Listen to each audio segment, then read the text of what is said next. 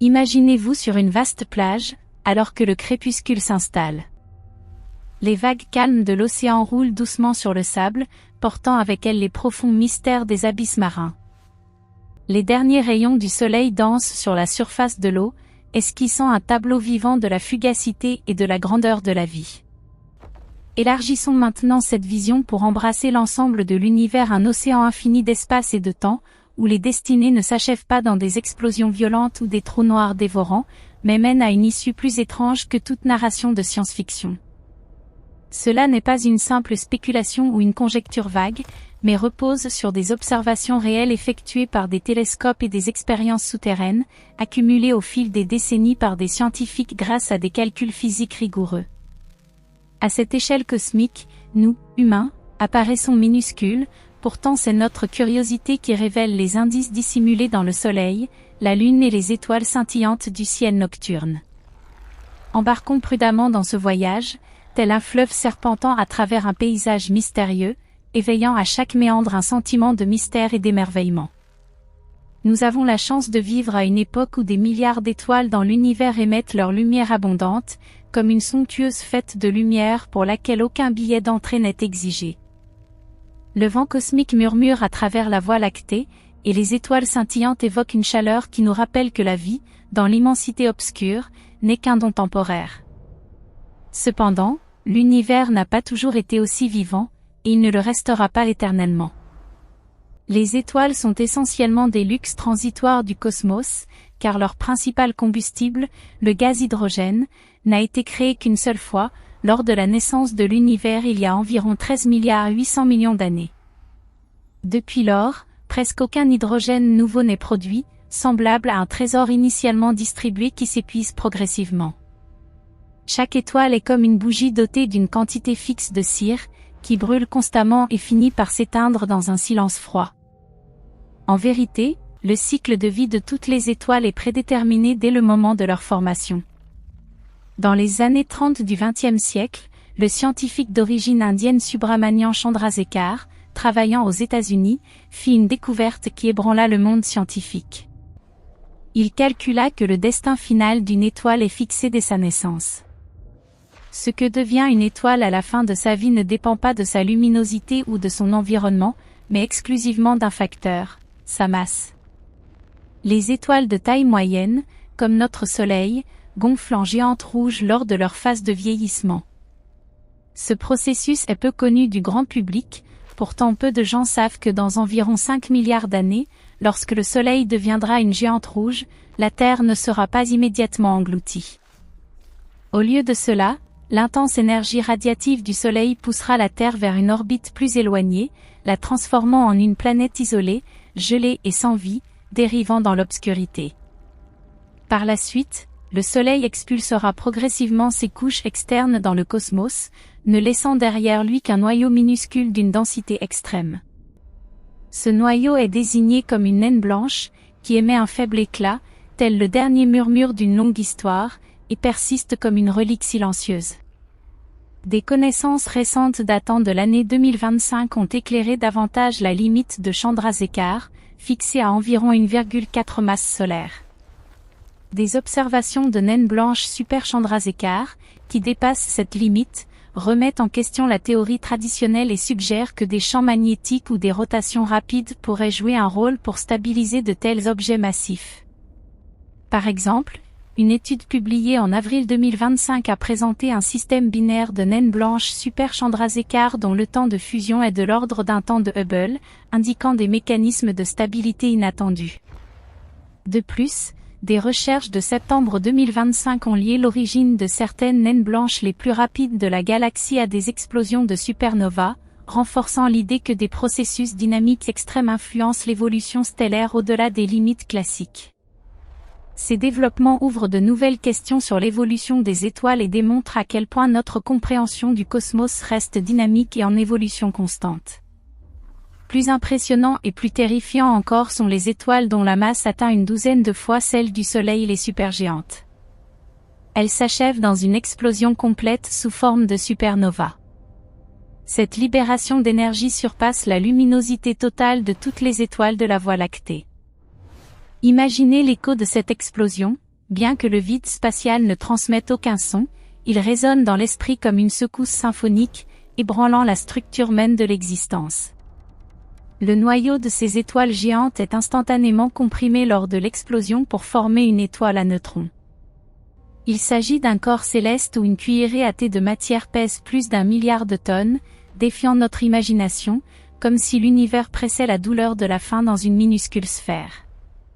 Des étoiles encore plus massives génèrent des trous noirs, dont la densité centrale est si immense que l'espace lui-même se courbe et engloutit tout ce qui s'en approche. Observé de loin en toute sécurité, la mort de telles étoiles serait le spectacle le plus sublime et le plus effroyable, une dernière danse de lumière et d'ombre, peignant la fugacité de l'existence en un portrait vivant. Pourtant, toutes ces explosions dramatiques ne sont qu'une modeste ouverture au véritable point culminant de l'univers. Une fois toutes les étoiles éteintes, l'univers entre dans une phase encore plus étrange, où ne subsistent que des trous noirs isolés.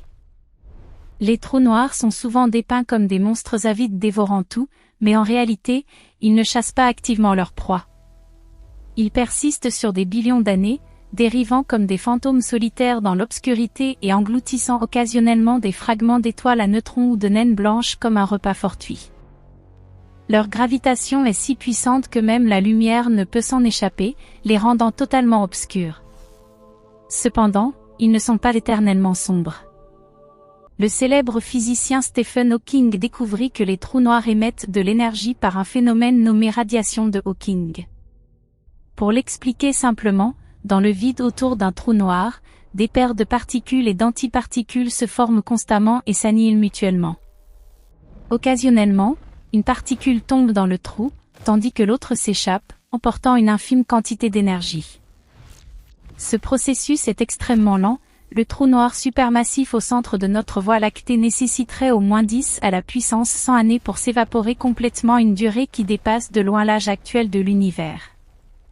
Des développements actuels de l'année 2025, incluant un séminaire du 3 au 7 novembre pour commémorer le cinquantenaire du paradoxe de l'information des trous noirs, ont montré que l'évaporation des trous noirs restaure la courbe de Page, indiquant que le processus est unitaire et que l'information est préservée.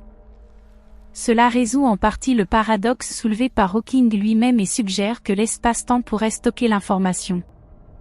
De plus, des recherches récentes sur les corrélations quantiques dans l'espace-temps résolvent le paradoxe en laissant des signatures subtiles dans les ondes gravitationnelles, enrichissant notre compréhension de la façon dont l'information persiste même au-delà de l'horizon des événements.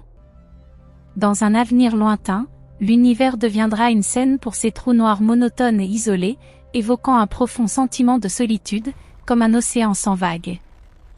Lorsque le dernier trou noir disparaît, cela ne se produit pas avec un bang, mais doucement et silencieusement, laissant l'univers dans un vide et un silence absolu. Pourtant, ce n'est pas la fin. Il reste des particules élémentaires comme les protons et les électrons, les briques de base de toute matière.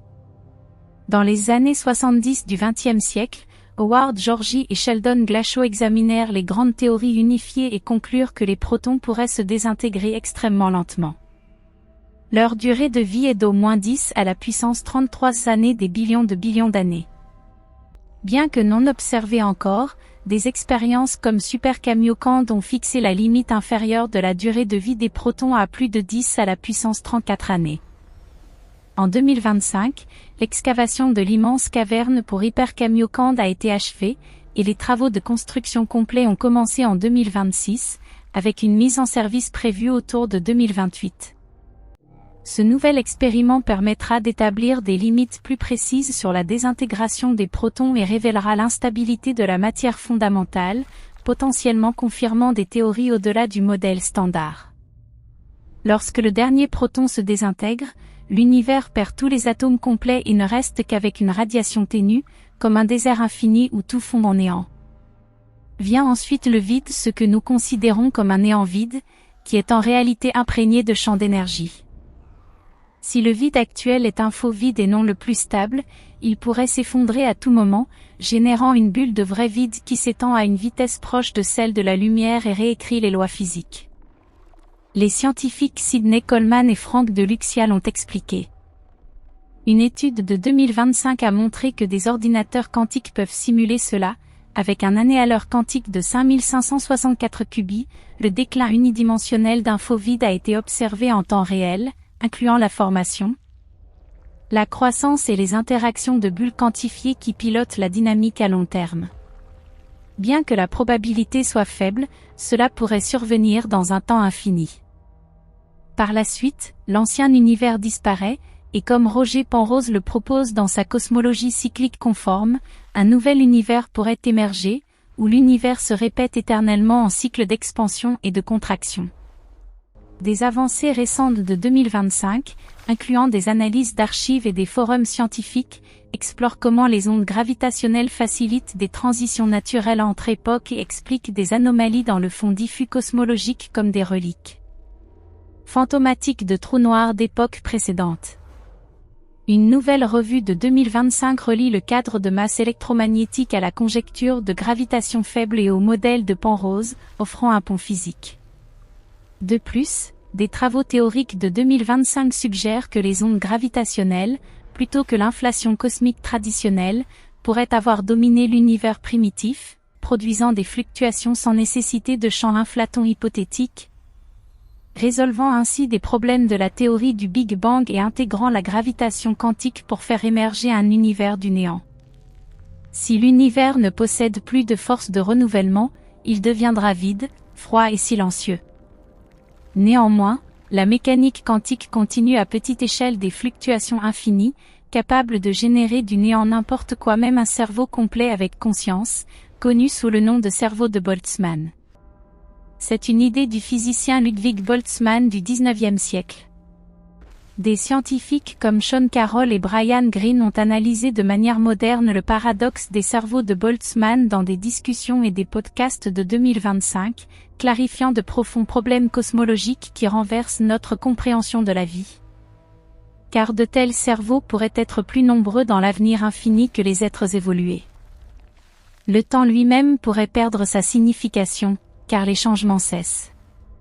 De nouvelles calculs de 2025 indiquent que l'univers pourrait s'achever plutôt par des processus similaires à la radiation de Hawking, environ en 10 à la puissance 78 années, en supposant que les naines blanches et les étoiles à neutrons rayonnent également. Les critiques considèrent cependant ces modèles comme incomplets. L'énergie sombre pourrait changer avec le temps, comme les données de l'instrument de spectroscopie de l'énergie sombre de 2025 le suggèrent, indiquant un affaiblissement et contredisant le modèle standard lambda matière noire froide. Si elle se comporte comme une énergie fantôme, cela pourrait mener à un grand déchirement, déchirant toutes les structures. Des sources fiables comme Neil deGrasse Tyson et Brian Greene discutent du déclin du vide comme moyen d'éviter la mort thermique. Des développements récents sur le paradoxe de l'information des trous noirs montrent que l'intrication quantique persiste même après le franchissement de l'horizon des événements. Un séminaire de novembre 2025 a mis en lumière des progrès dans la restauration de la courbe de Page et implique que les trous noirs s'évaporent de manière unitaire. Concernant les théories du multivers, des mises à jour de 2025 montrent que les modèles d'inflation cosmique peuvent fonctionner avec le répertoire standard de la physique des particules, sans particules supplémentaires. De nouvelles théories proposent des ondes gravitationnelles au lieu de l'inflation traditionnelle comme moteur, résolvant des problèmes de la théorie du Big Bang et défiant notre compréhension des origines, en permettant à la gravitation quantique de faire émerger un univers du néant. Ces idées, soutenues par des simulations et des observations, renforcent l'hypothèse d'un multivers où notre univers n'est qu'une bulle parmi d'infinies autres, chacune avec ses propres constantes physiques, stimulant l'imagination sur les possibilités infinies au-delà de notre réalité observable. Malgré notre civilisation, qui n'a que quelques milliers d'années, une minuscule étincelle dans le cosmos, nous possédons la sagesse pour appréhender cela, comme des spectateurs privilégiés dans une représentation cosmique. Cela éveille des sentiments d'émerveillement face à l'existence et nous incite à chérir le moment présent.